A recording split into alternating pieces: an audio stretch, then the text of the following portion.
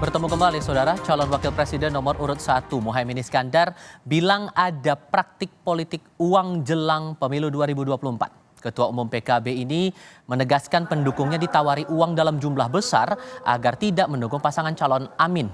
Menurut Muhaimin, uang yang ditawarkan kepada pendukung Amin berbeda-beda bergantung ketokohannya. Terkait hal itu, Muhaimin memastikan segera menindaklanjutinya.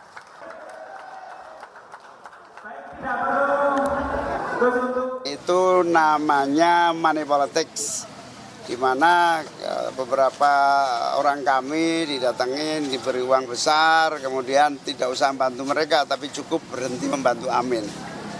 Bahkan uangnya dikasih tahu ke kita. Ya, tapi itu cara-cara tergantung masing-masing toko yang kami punya berbeda-beda. Nah, karena itu cara-cara seperti ini menurut saya tidak sehat. Biarkanlah semua bergerak sesuai aspirasi. Ya, kalau itu nanti datanya lengkap, karena beberapa toko itu nggak mau melaporkan, hanya memberi data. Ya, nanti kita cek. Tapi Amin berencana laporin? Pastilah kita rencana ngelaporin. Ya.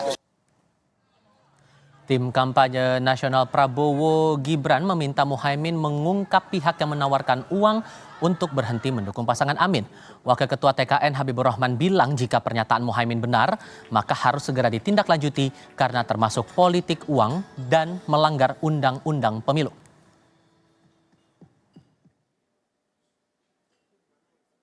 Kami mendorong agar yang bersangkutan membuka saja siapa pihak tersebut, agar tidak menimbulkan fitnah, ya. Karena kalau ada faktanya tentu tidak akan sulit untuk dilacak, ya. Karena itu kan bisa dikategorikan politik uang, itu ada unsurnya dalam undang-undang pemilu. Untuk kesekian kalinya dugaan politik uang jelang pemilu muncul. Bahkan cawapres nomor urut 1 menyebut pendukungnya ditawari uang dalam jumlah besar agar hentikan dukungannya kepada paslon Amin. Kami diskusikan bersama dengan para narasumber, seluruhnya bergabung via sambungan dalam jaringan. Sudah bergabung saat ini pengamat politik dari Universitas Diponegoro Triyono Lukmantoro, kemudian juru bicara Timnas Amin Saiful Huda, dan Wakil Ketua TKN Prabowo Gibran Habibur Rahman. Sekaligus kami juga mengajak bergabung juru bicara TPN Ganjar Mahfud Ahmad Baidowi. Selamat sore semuanya, apa kabar? Selamat sore, Assalamualaikum. Waalaikumsalam warahmatullahi wabarakatuh. Terima kasih seluruhnya sudah bergabung bersama kami. Oke, kita sudah bergabung semuanya, dan saya mau kasih kesempatan ke Timnas Amin dulu. Pak Saiful, dibilang Gus Imin beberapa orang kami diberikan uang besar, kemudian tidak usah membantu mereka tapi cukup berhenti bantu Amin. Siapa pemberi dan penerimanya itu? Ya, apa yang disampaikan oleh Gus Imin memang fakta yang terjadi di lapangan. Kan sempat ada viral juga sebenarnya pengakuan dari seorang kiai di Jawa Tengah, dan sempat diunggah di salah satu YouTube, dan kita bisa lihat itu. Tapi suasana ini memang sudah lama kita rasakan, dan semakin terasa di akhir-akhir ini. Jadi apa yang diungkapkan oleh Gus Imin, memang beliau dapat laporan dari beberapa kiai yang didatangi, dan beliau menyampaikan ada titipan yang sifatnya meminta supaya kiai-kiai yang bersangkutan untuk tidak membantu memenangkan pasangan Amin. Titipan dari siapa itu? Jumlahnya berapa besar juga tuh, Pak Saiful? Nah, tentu terkait dengan ini ya kita nanti kembalikan lagi. Kita sedang memitigasi dan meminta kepada beliau-beliau untuk mempertimbangkan untuk ini dilaporkan terkait dengan praktek money politik ini. Ini yang pertama, Mas, ya. Yang kedua, kami memang sudah agak lama mengendus modus di mana para kiai didatangi dan kira-kira diminta untuk paling tidak perlu untuk secara terbuka mendukung pasangan Amin, jadi cukup tidak memberikan dukungan dan tidak secara publik menyampaikan dukungan kepada Amin. Oke. Nah, yang ketiga, suasana ini kami rasakan memang apapun ya, kalau kita ngomongin Jawa Timur kan ada lapis politik yang secara kultural dan ideologis memang kuat di sana, yaitu para kiai, pondok pesantren, jaringan alumni pondok pesantren dan seterusnya itu. Ini sudah satu kali, ini baru satu kali terjadi atau sudah beberapa kali? Ya, kita ada data belum bisa kami ungkap pada kesempatan yang baik ini, sedang kami carikan solusi yang terbaiknya. Oke. Prinsipnya sekali lagi praktek ini harus disudahi. Model menggunakan politik uang betul-betul menodai dan mencederai demokrasi kita. Baik. Termasuk pilpres yang sedang kita hadapi ini. Oke, Bang Habib, Anda juga bilang harus dijelaskan siapa pemberi dan penerimanya, termasuk saya mengutip pernyataan Pak Nusron Wahid. Jadi nggak usah berhalusinasi. Dari penjelasan dari Pak Saiful ini sudah cukup membuktikan bahwa ada money politics di sini? Ya tentu kan yang kita nantikan, sebagaimana juga disampaikan oleh Prof. Mahfud ya, dibuka saja siapa yang menjanjikan uangnya berapa, kemudian apa yang dijanjikan siapa, ya kan permintaannya apa. Karena kan pengaturan di undang-undang kita jelas, pasal 523 dan seterusnya, Undang-Undang nomor 7 tahun 2017 tentang pemilu, disebutkan barang siapa menjanjikan atau memberikan sesuatu kepada orang untuk memilih atau tidak memilih, ya. Memberikan uang untuk milih kena pidana, memberikan orang untuk tidak memilih juga kena pidana. Ini kan bukan hanya pelanggaran administrasi menurut saya. Ini salah satu pidana paling serius dalam rezim undang-undang pemilu. Karena itu kan diperlukan apa namanya political will dari kita semua untuk mengakhiri ini, ya, untuk menindak semua orang yang melakukannya. Jadi kalau kami senang ya kalau ada yang menyampaikan testimoni seperti Gus Muhaimin, kami menghormatinya. Kalau lebih baik lagi jika ditindaklanjuti misalnya ya dengan membuat laporan resmi ke Badan Pengawas Pemilu. Ya, nanti kan mereka punya perangkatnya ya yang untuk menindaklanjuti laporan-laporan tersebut. Tapi kalau posisinya sampai sekarang belum dijelaskan siapa pemberi dan penerimanya, Anda setuju nggak dengan pernyataan Pak Nusron bahwa ini masih halusinasi saja? Ya apa namanya saran kami ya, kami nggak bisa tidak memaksa ya, silahkan saja kan nanti publik yang menilai. Ya, saran kami ya dilaporkan saja ke Badan Pengawas Pemilu. Oke, kalau Mas Awi melihat ini sebatas gimmick atau ya praktik ini juga sering terjadi juga atau gimana sebetulnya? Pertama, orang sekali bercawapres Caimin tentu tidak sembarangan memberikan informasi. Namun demikian, informasi itu perlu diuji kesahihannya. Dengan apa caranya? Dengan instrumen hukum pemilu yang sudah ada. Kalau terkait dengan dugaan pidana pemilu, itu kan ada Bawaslu. Kalau terkait dugaannya intimidasi, itu kan ada aparat penegak hukum. Nah, selama itu tidak bisa dibuktikan secara konkret, itu kan hanya menjadi isu. Maka kemudian yang sering terjadi di lapangan itu biasanya kalau money politik kan orang diiming-imingi untuk memilih seseorang. Nah, jarang terjadi orang yang diiming-imingi untuk tidak memilih seseorang, meskipun itu mungkin gitu. Tetapi pada prakteknya kan yang sering kali disebut dengan money politik itu adalah pemberian sesuatu untuk memilih seseorang. Nah, kalau yang disampaikan Gus Muhaimin itu ataupun Caimin itu adalah dalam konteks mengiming-imingi orang untuk tidak mendukung.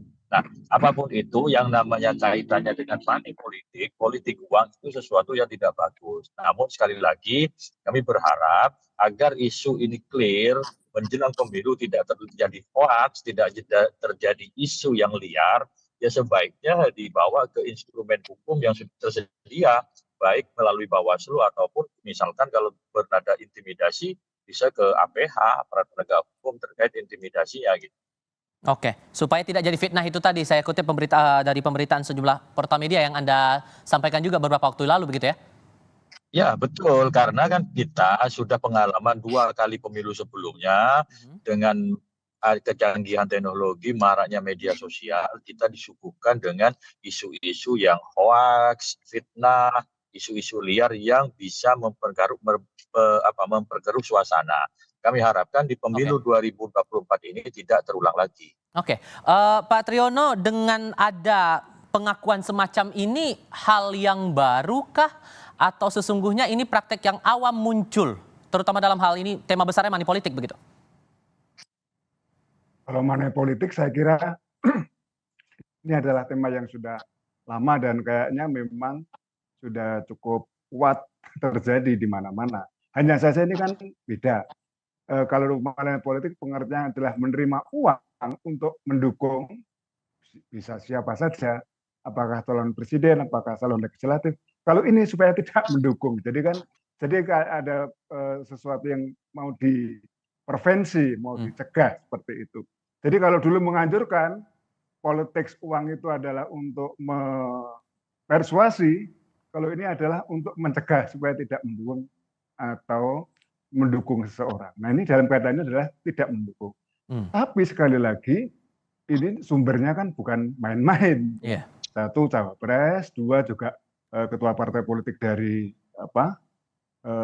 yang sudah cukup mapan, Caimin, dan harus ditelusuri. Bawaslu mungkin, atau aparat penegak hukum, polisi mungkin, dan sebagainya. Jadi jangan sampai kita bercuriga, jangan sampai terjadi kecurigaan saling tuding, jangan-jangan dari paslon ini, dari paslon itu dan sebagainya. Nanti itu akan menimbulkan ketidaknyamanan dan lama-lama banyak isu yang berkaitan dengan pemilu 2024 ini yang tidak sehat gitu, Mas. Jadi saya kira secepat mungkin, sedini mungkin harus ditelusuri, harus betul-betul diverifikasi pengertiannya, dibuktikan kebenaran atau kesalahannya. Berarti untuk posisinya sekarang belum dijelaskan siapa pemberi dan penerimanya di hadapan publik, ini menurut Anda gimmick saja atau ada faktor lain sesungguhnya yang masih ditunggu begitu oleh Timnas Amin untuk pembuktiannya begitu? Pak Triyono? Iya, saya kira ini pancingan ya, Mas. Jadi pancingan supaya ada reaksi. Tentu saja ini biasa orang mengatakan ini gimmick, ini trik, ini cara dan sebagainya. Tapi menurut saya adalah bahwa kalaupun itu gimmick, ini gimmick yang tidak cukup pantas gitu loh. Maksud saya adalah kalau ini gimmick ya jangan seperti itu, jangan main dengan isu-isu politik uang dan sebagainya. Tapi sekali lagi entah ini gimmick, entah itu trik, entah ini adalah cara untuk mencari perhatian dan sebagainya, apakah belas kasihan dan sebagainya, atau cara untuk juga mendulang suara. Yang pertama-tama kita harus lakukan sekali lagi, Mas, menyelidiki, memverifikasi baik oleh Bawaslu maupun aparat penegak hukum, polisi dan sebagainya. Seperti itu, Mas. Kalau kemudian dinyatakan bahwa akan berencana melaporkan, berarti kapan waktu melaporkannya ini dari Timnas Amin kepada otoritas terkait dan apa bukti yang bakal dibawa, Pak Saiful? Kalaupun benar akan melakukan laporannya akan disampaikan kemana dulu dengan membawa bukti apa saja dan kapan itu akan dilakukan? Ya, kita lagi terus inventarisasi terkait dengan ini. Karena bagi kami ya nggak mudah loh, Mas. Karena yang terlibat, yang menjadi bagian dari isu ini kan para kiai, dan kita tahu bagaimana posisi kiai secara moral politik. Gitu. Tapi poin kita, saya kira ada dua level yang saya kira perlu kita maknai secara bersama-sama. Ya. Yang pertama, saya ingin memastikan bahwa apa yang disampaikan oleh Gus Imin selaku cawapres pasangan 1 itu fakta dan ada kebenarannya. Nah, levelnya bahwa terjadi, tapi konteksnya ini bagian dari warning, bagian dari kewaspadaan. Paling tidak ini kita bisa mengambil pelajarannya. Ini bagian dari kita untuk waspada terhadap praktek-praktek money politik yang potensinya cukup besar akan terjadi dalam Pilpres ini. Jadi membantah kalau pernyataan Pak Nusron Wahid bilangnya jangan berhalusinasi. Jadi bukan halusinasi ya ini? Ya enggak lah, masa enggak lah. Jauh dari itu. Jadi satu sekali lagi ini levelnya adalah temuan fakta di lapangan yang saya kira ini perlu menjadi perhatian dan concern kita semuanya. Yang kedua, apa yang disampaikan oleh Mas Habibur Rahman dan Mas Awi, yaitu tahap pada proses pembuktian hukum gitu. Nah, pada proses yang kedua ini ya nggak mudah gitu, nggak mudah kita akan menembus dan memasukkan pada level yang kedua ini. Tapi sebagai early warning, ini sebagai pengingat awal kita bahwa telah terjadi ini dan sudah terjadi ini gitu. Ini menjadi perhatian dan concern kita semuanya. Kita tidak ingin demokrasi kita tercederai. Tapi saya harus tanyakan ini juga Pak Saiful. Ya. Dinyatakan oleh Gus Imin bahwa tergantung tokoh yang kami punya berbeda-beda pemberian uang itu. Jadi dalam rentang berapa sampai berapa itu?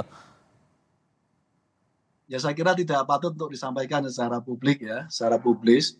Prinsipnya kami menengarai terjadi praktek yang berpotensi money politik dengan model yang tadi itu. Jadi di mana para figur, para tokoh ini didatangi dan diminta untuk tidak membantu pasangan Amin. Oke, dari penjelasan Pak Saiful tadi masih belum diterangkan nih Bang Habib nominalnya berapa besar sampai berapa besar begitu buat TKN ini masih abu-abu tudingan ini ya atau dugaan-dugaan ini?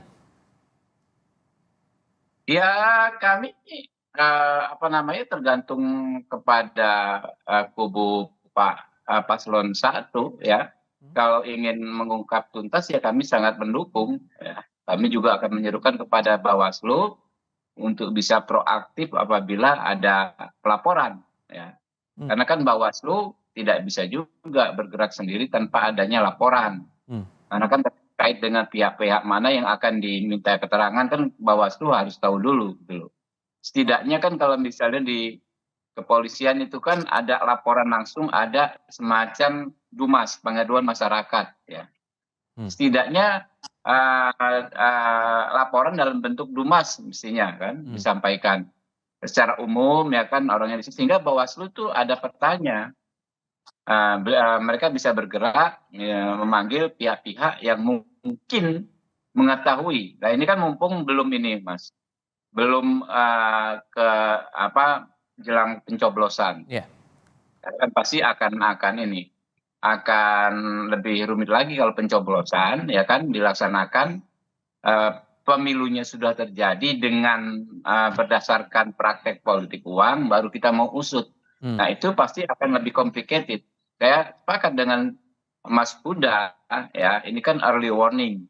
Memang early warning itu biar lebih mantap istilahnya, biar lebih makjleb ya disampaikan saja ke Bawaslu baik dalam laporan resmi maupun dalam konteks DUMAS, pengaduan masyarakat. Ini saran dari kami. Oke. Kalau menurut Mas Awi dengan adanya dugaan seperti ini membuat riuh jelang pencoblosan atau gimana sebetulnya?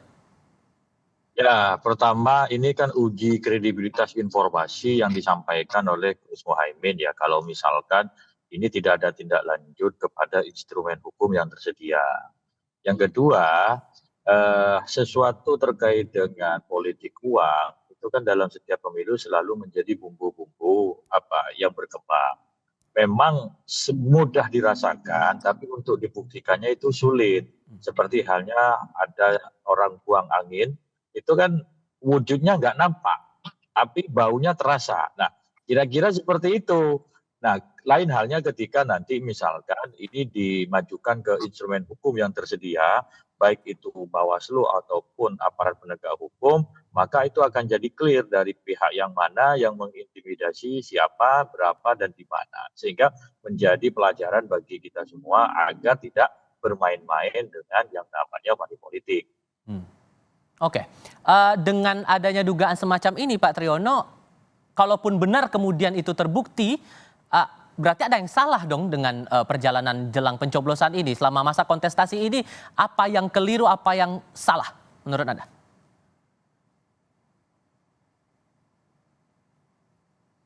Pak Triyono? Pak Triyono bisa mendengar suara saya, Pak? Oke, kita coba perbaiki komunikasi kembali. Oke, Pak Triyono? Iya, Mas. Ya, silakan Pak. Menurut Anda apa yang salah? Kalaupun kemudian ada dugaan ini akhirnya terbukti begitu? Dugaan money politik ini? Iya. Suara saya bisa didengar, Mas? Sudah bisa terdengar, Pak. Silakan. Iya, jadi menurut saya pengawasannya tidak berjalan dengan baik, ya. Jadi juga harus dipahami benar bahwa pemilu ini harus betul-betul semakin berkualitas karena kita sudah beberapa kali menjalankan pemilu secara langsung. Kalau ada praktek politik uang seperti ini terus, ya saya kira menjadi tidak baik dan masyarakat pun akan menilai legitimasi dari pemilu 2024 nanti ini juga tidak cukup mapan, tidak cukup baik, Mas. Saya kira itu, Mas. Jadi pertanggungjawaban terbesar itu ada di pihak mana untuk memastikan perjalanan kontestasi ini bisa berjalan smooth, berjalan adil begitu?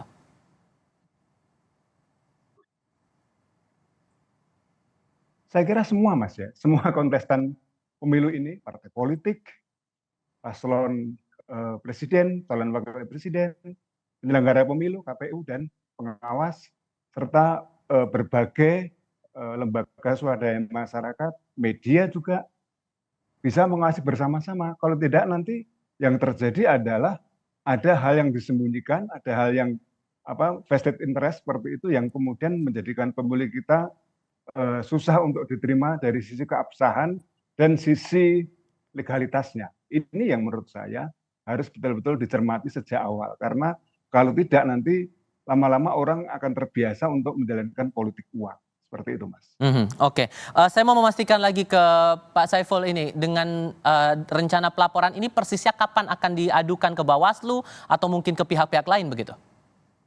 Nanti kita update, Mas, perkembangannya seperti apa.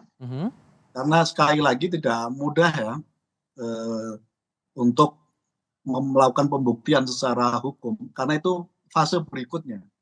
Early warning yang disampaikan oleh Gus Imin sebagai level awal untuk kita semuanya sama-sama menjaga lah demokrasi kita ini biar sehat, pilpres berjalan dengan bebas, rahasia, tidak perlu menghalang-halangi ketika ada pesantren kiai yang ingin mendukung Amin dan lalu dilakukan intimidasi dengan cara diiming-imingi dengan uang dan seterusnya itu. Jadi dua level ini saya kira perlu kita jaga terlebih-lebih pada konteks secara etik, secara moral kita sama-sama perlu menjaga demokrasi kita dengan cara money politik ini kita hindari. Saat yang sama kita biarkan partisipasi publik berjalan dengan apa adanya. Tidak perlu diskemakan dengan pemberian uang kepada pihak-pihak termasuk kepada figur-figur tertentu. Oke, ini kan sudah jadi semacam early warning begitu Bang Habib dengan adanya dugaan money politics ini. Maka asas pembuktiannya akan menjadi penting. Apa yang perlu diperhatikan di sini menurut Anda, Bang Habib?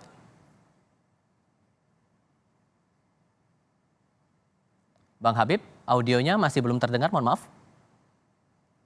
Bawaslu kan bisa bergerak berdasarkan bukti, ya. Bukti itu bisa disampaikan, bisa didapat dengan adanya pelaporan.